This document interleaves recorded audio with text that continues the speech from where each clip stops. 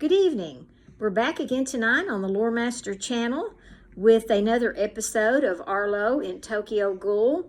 And tonight, our episode is going to let Arlo meet some friends and that he can be a part of. So we hope you like it, share, subscribe, and now we'll get started. Arlo's new family. Arlo sat in the dimly lit basement, his arms wrapped tightly around his knees. His head rested on them, his eyes half closed, his mind too tired to think straight. The smell of formaldehyde lingered in the air, sharp but distant, like it had seeped into the walls. His thoughts swirled like a storm he couldn't control. The hunger hadn't stopped. It gnawed at him quietly now. No longer a scream, but a low, slow pulse. He hated it even more like this. It wasn't loud enough to block out his guilt. Footsteps echoed down the stairs. Not Gregory this time. Lighter steps. Quick but cautious. Then a voice. "So, this is the kid, huh?" Arlo raised his head slightly, his eyes squinting toward the figures coming down the steps. His vision was still blurry from the tears he refused to admit he'd cried. A cat girl stepped into view first. Her fur was pitch black, her yellow eyes glowing faintly in the low light. Her eyes twitched, and her sharp eyes scanned him like she was sizing him up. Her arms were crossed, tail swaying slowly behind her. "Kid, looks like he's been through it," she said bluntly. She crouched down to eye level, tilting her head as she examined him. "How bad's the change hit you, huh? You still crying?" "May, ease up," came another voice, slower, heavier. Another figure descended the steps, an alligator girl. Her scales were a deep, dark green, and she had a lazy half smirk on her face. She wore a long hoodie that barely fit her wide frame, and her eyes, sharp yellow with narrow slits, locked on Arlo like she was trying to figure him out. Her tail dragged behind her, heavy and slow. "Poor kid's already cracked. Ain't no need to push him," she muttered, leaning on the wall as she watched him. She glanced at Gregory, her eyes narrowing. "Craig's gone, huh?" "Gone," Gregory said flatly, leaning against the wall with his hands in his pockets. His sharp eyes flicked to Arlo. "Kid got thrown in the deep end. Nothing to do but let him swim." "Cold, Greg," May said, standing up and flicking her tail in annoyance. "Ain't like you to be so heartless." "Heart ain't the issue, May," Gregory said, his voice sharp but calm. He looked directly at Arlo now, his eyes narrowing. "You know how it is. Nobody held our hands, so ain't nobody gonna hold his." Arlo's gaze shifted between them, his breath slow but shaky. His mind was still catching up. The hunger wasn't gone, but it was different now. Like it wasn't just inside him, it was in his head, whispering. "You're freaking him out, Greg," Beatrice said with a sigh. She walked over slowly, her footsteps heavy but deliberate. She knelt down in front of Arlo, her big clawed hands resting on her knees. Her sharp eyes softened just a little. "Not much, but just enough." "Hey, kid," she said, her voice low and steady. "You're going to feel like this for a while. Nothing you can do about it, but you ain't alone anymore." "Alone's better," Arlo muttered, his voice hoarse like he hadn't spoken in hours. He sniffed, wiping at his eyes with his sleeve. "I don't want to hurt nobody."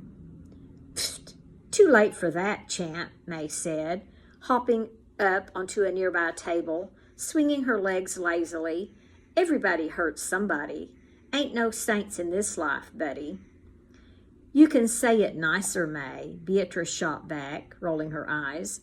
She turned her attention back to Arlo, her sharp smile softening just a little more. "Look, I know it's rough. Your head's a mess, and it ain't going to get better for a while. But trust me, you'll learn to live with it. We all did." Arlo glanced at her. Her eyes weren't cold like Gregory's. They weren't sharp like May's. They were tired. Tired, but still steady. She had been where he was. "You'll figure it out, kid," she said, her voice lower, quieter now. She tapped his head lightly with one big clawed finger. "It ain't about fighting it. It's about learning how to steer it." "Steer it," Arlo repeated, his voice cracking a little. Beatrice leaned back on her heels, her tail thumping once on the ground behind her. "You ain't a person no more, kid. You're something else. Something new. New things gotta learn how to move different. That's all this is." Arlo's throat tightened, and he bit the inside of his cheek to stop himself from breaking again. Her words felt too honest, too true. "She's right," Gregory said, stepping forward now, his eyes calm but firm.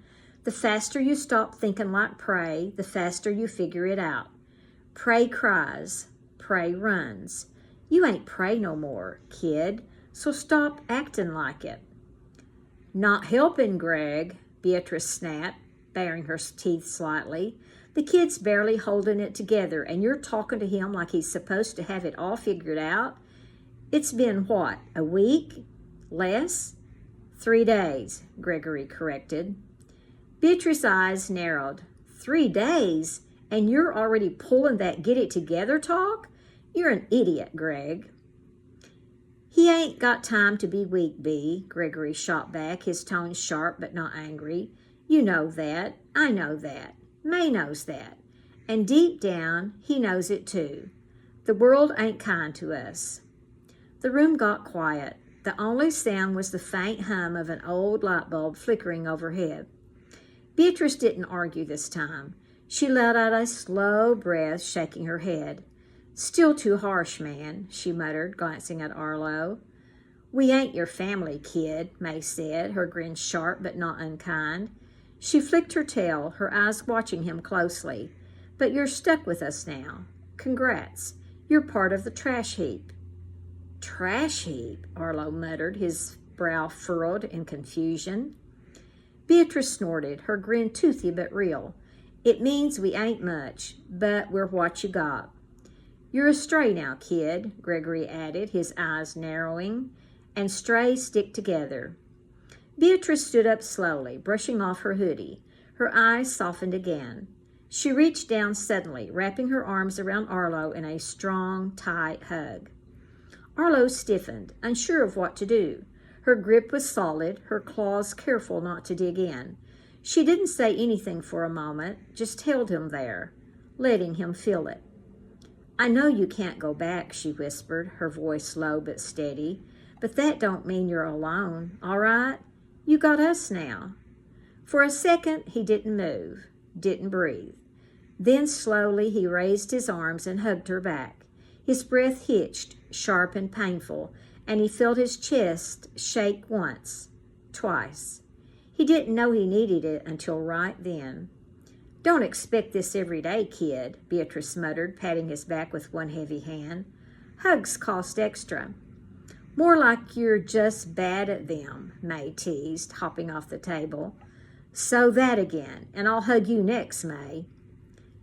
Beatrice shot back, narrowing her eyes. "Touch me and you'll lose a hand, Bee." Arlo felt something unfamiliar, a small, shaky laugh. It slipped out before he could stop it, quiet but real. It wasn't much, but it was something. He couldn't go home, but maybe, just maybe, this was enough. For now. Well, that's the episode for tonight. We hope you liked it. And like I said, we hope you'll give him a thumbs up and share it and subscribe. And we will catch you in the next episode. Good night.